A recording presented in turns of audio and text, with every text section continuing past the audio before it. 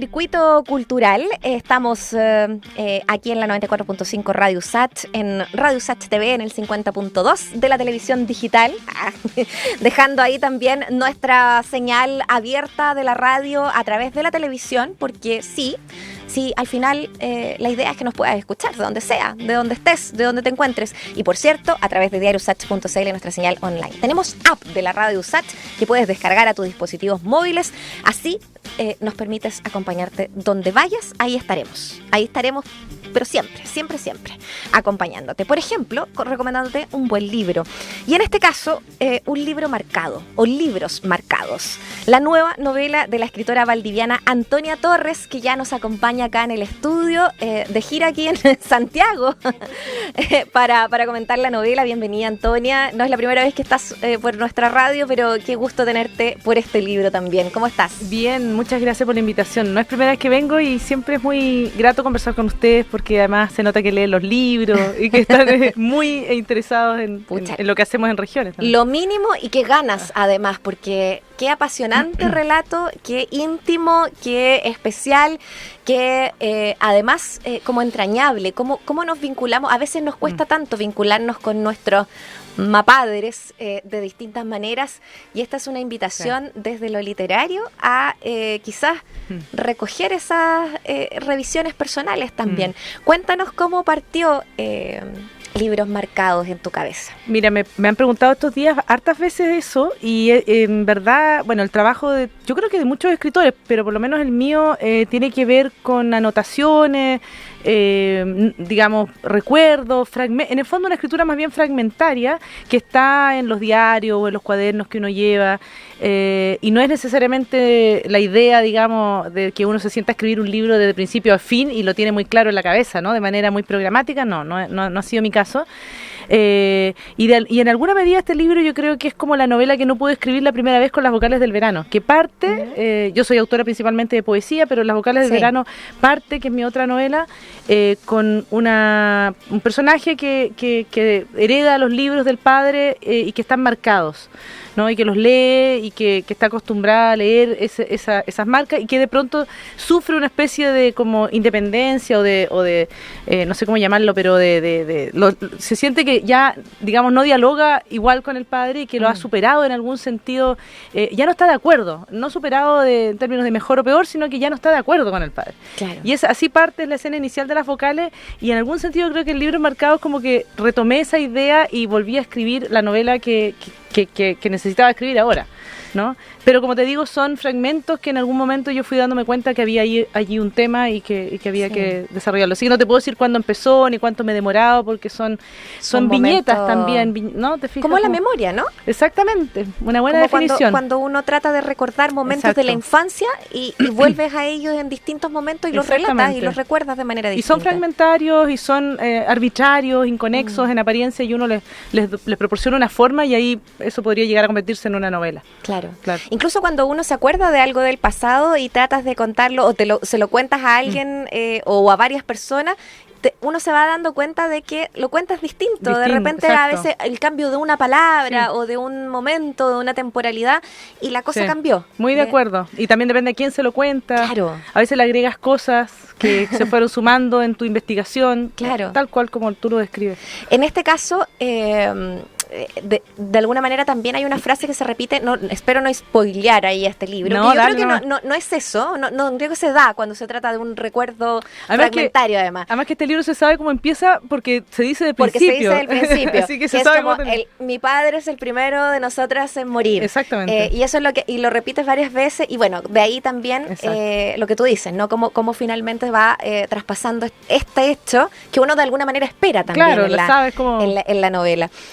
Pero también se hace esa cosa de ligar finalmente la relación emocional con ese padre. Y con esa madre también. Hay una parte muy linda en la primera parte de la novela que tú haces, la escritora, ¿no? La escritura ahí, un parangón, un paralelo entre la mamá y el papá, a ver qué cosas tenían en común o no.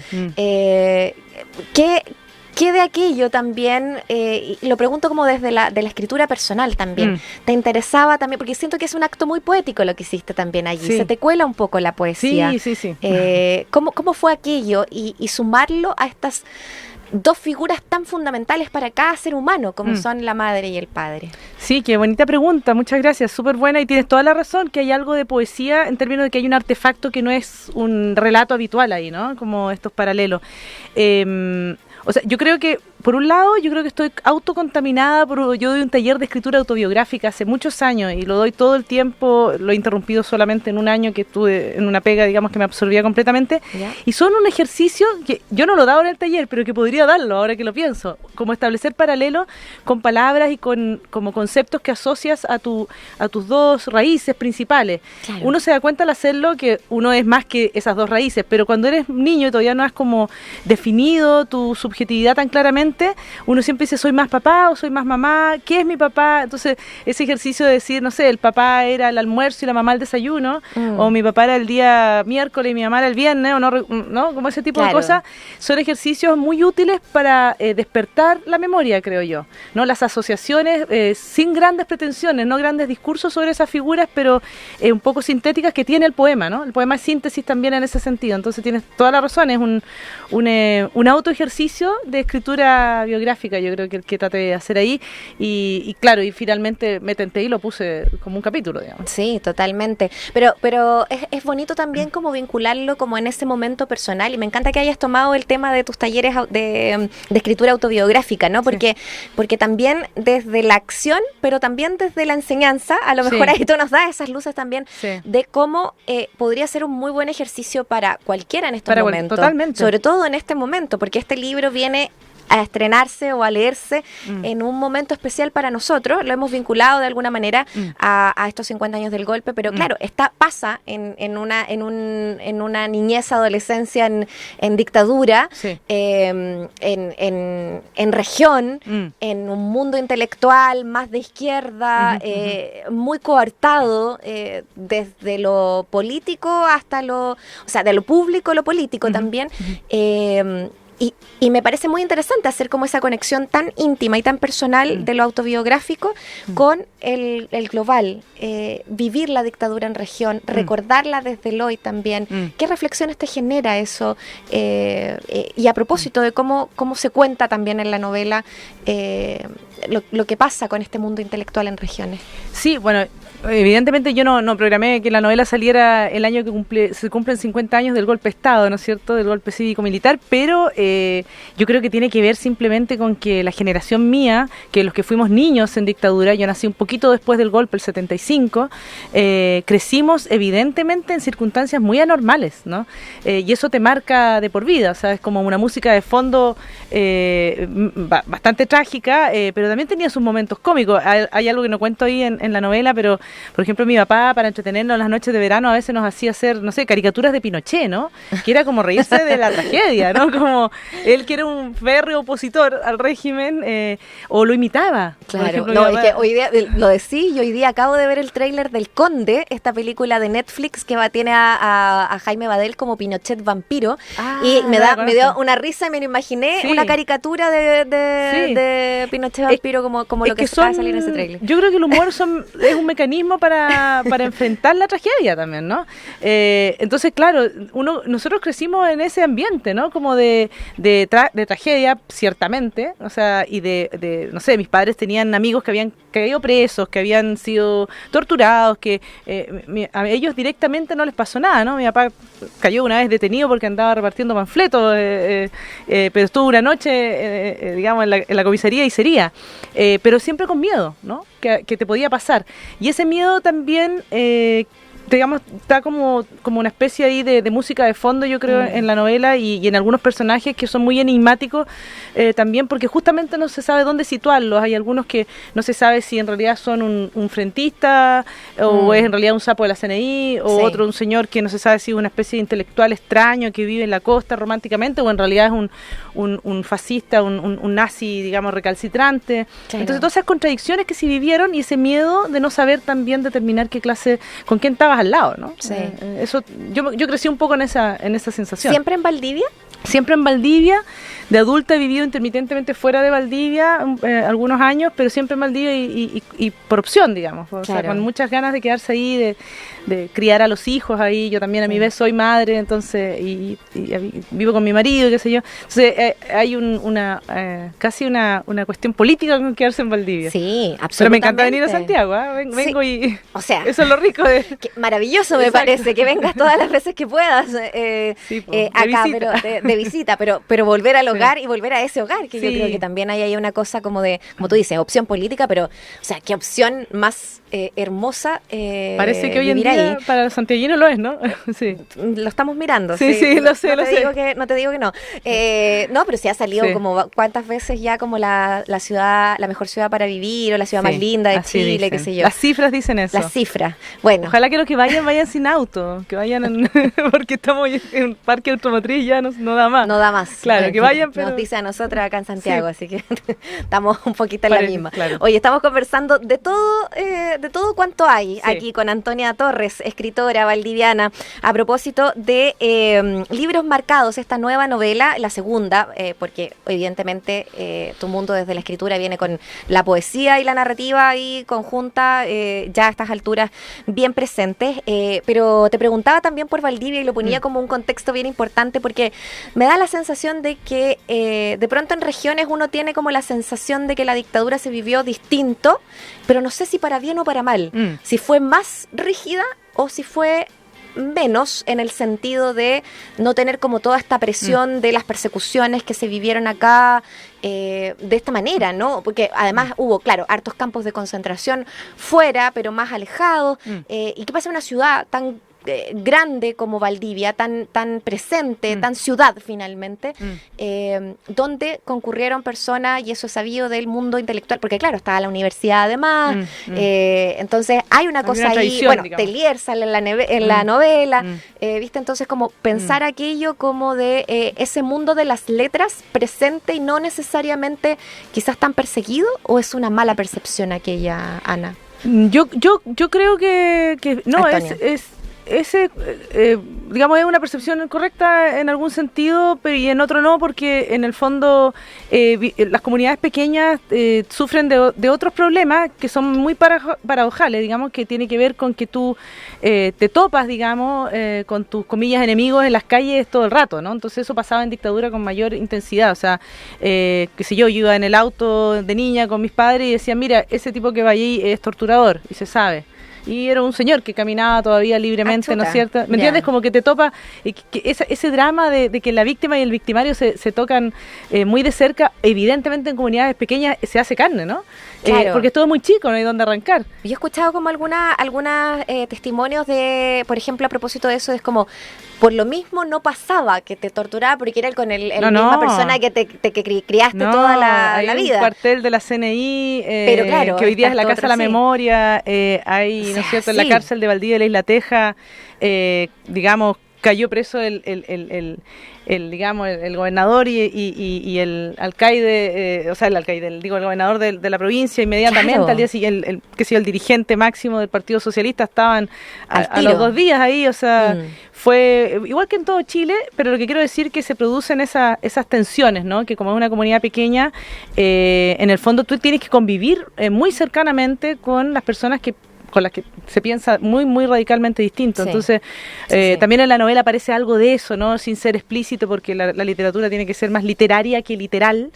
También aparece eso, que mi padre, por ejemplo, trabajó en un colegio en donde él pensaba que estaba condenado a estar ahí porque no le quedaba otra, porque como era un exonerado político, no tuvo trabajo en otros colegios como profesor, en colegios públicos, digamos, después del golpe.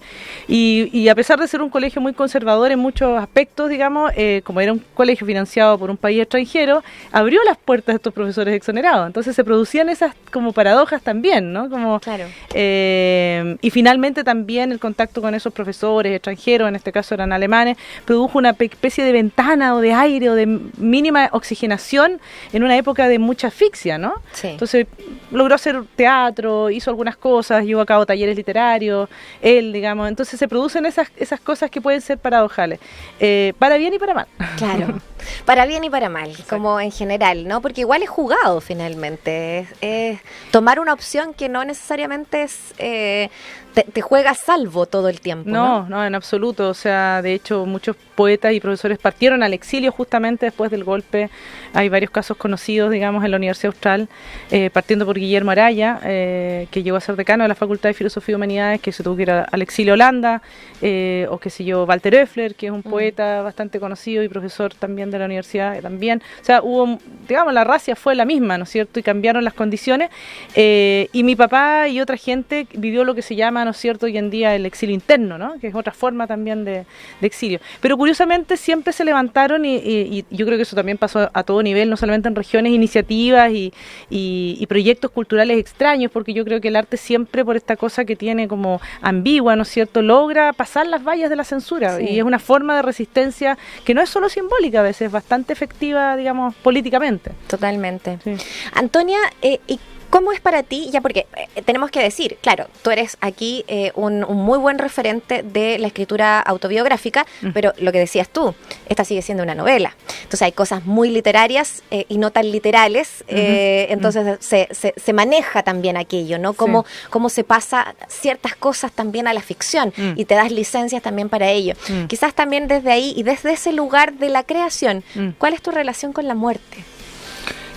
Muy intensa y muy temprana por ser de niña hija de un señor que está un poco condenado por una enfermedad crónica, ¿no? Que lo que hizo fue alargar la vida a través primero de un proceso de diálisis, muchos años, y luego del cual era un poco él, digamos, una especie de preso, ¿no? Claro. Día por medio tener que depender de una máquina. Y cómo aquello permea y chorrea al resto de la familia también. Claro. Una parte de esa enfermedad es como que enferma también. En algún sentido, resto, sí. Yo creo que nosotros nos sobrepusimos muy bien como familia, porque tengo una madre que es muy optimista, que hasta el día de hoy sigue siéndolo, digamos, y eso también te ayuda, ¿no? Por eso es muy importante tus dos partes, ¿no? Poniéndose un poco psicologicista, tus dos orígenes, ¿no? Claro. Y la emergencia de uno que es uno mismo, ¿no?, entre medio. Pero sí, o sea, la relación con la muerte estaba muy presente por partida doble, porque era todo un tema, la dictadura. Yo leía desde muy pequeña, yo no sé si estuvo bien eso, pero leía testimonios de las revistas que mi papá compraba, toda la prensa, APSI, Cauce, Mensaje, El Fortín, todas, o sea, cosas que lamentablemente no existen hoy, ¿no? Son revistas que ni siquiera existen. Análisis. Claro. Yo me acuerdo de leer muy pequeña, 8 años, el año 83, como unos titulares, pero algo de eso habla la Lona Fernández también, ¿no es cierto?, en la dimensión desconocida. Yo me sentí muy leer los testimonios de los mismos torturadores, exactamente, por ejemplo, claro. Como una novela de terror, pero que sucediendo ahora aquí mismo en vivo, ¿no? Claro. Entonces me crié con esa idea de la muerte muy presente, o el peligro de la muerte producto de la dictadura, y también de la enfermedad del padre, que era una especie de espada de Damocles, ¿no? En cualquier minuto mi papá se agravaba por alguna razón. Entonces sí, pues una relación bastante cercana e intensa. Pero yo creo que eso no me hace distinta a las demás personas, solo que la única distinción es que uno quiere hablar de eso, ¿no? Como trabajarlo literariamente al menos, ¿no? Articularlo en lenguaje literario para elaborar ese trauma futuro que es que nos vamos a morir, ¿no? Sí.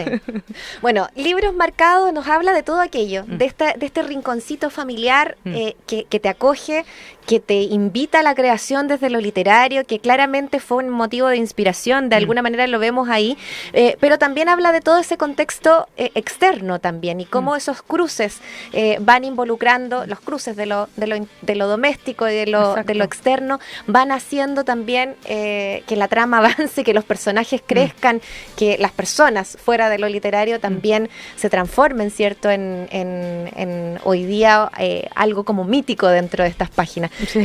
Los libros marcados también, esta relación del objeto libro, tanto en tu novela anterior como en la de ahora, ¿qué son para ti también esto de la marca? Lo que te marca un libro o cuando tú marcas un libro finalmente, ¿no? Claro, algo de eso aparece también en la novela y claro, objeto de fetiche total. O sea, la mitad de la biblioteca que poseo yo hoy día era la biblioteca que heredé de mi padre, imagínate. Entonces están los libros que les dedicaron poetas, amigos a él, qué sé yo. Entonces están muy como cargados. El mensaje incluso, ¿no? Como esta cosa del amigo que le dejó el mensaje en el libro. Tal cual, o sea, como ahí hago alusión a un epígrafe muy como profético del propio Jorge Teillier, ¿no? Que a meses de su muerte, pero hay muchos libros dedicados y muchos mensajes. Entonces hay algo, digamos, medio religioso incluso, ¿no? Con la palabra, ¿no? Poniéndonos en términos cristianos, la palabra y la palabra transmitida, ¿no es cierto?, en el libro. Sí. El libro como un lugar, digamos, casi como, no sé cómo llamarlo, pero como casi litúrgico, ¿no? Donde se evocan cosas, donde quedan plasmadas cosas, así que sí. ¿A ti te gustan los libros marcados? Me encantan los libros. ¿Te gusta leer lo que está marcado en un libro? O sea, no, yo me gusta leer los libros nuevos y los marco yo. Y los libros de mi padre me ha costado mucho marcarlos sobre porque empiezo a discutir con él, con sus marcas y sus mensajes, ¿no? Como las cosas que... Claro. Pero me gusta que los libros tengan huella. Y también me pasó que encontré documentos dentro de los libros de mi padre, como cartas, ¿no? Mensajes, fotografía. Entonces hay mucha arqueología siempre en un libro, ¿no? Mucho palimpsesto de memoria. Totalmente. Sí. Qué lindo aquello. ¿Con qué van a marcar ustedes su libro de libros marcados? Con lápiz mina, por favor. No, de partida.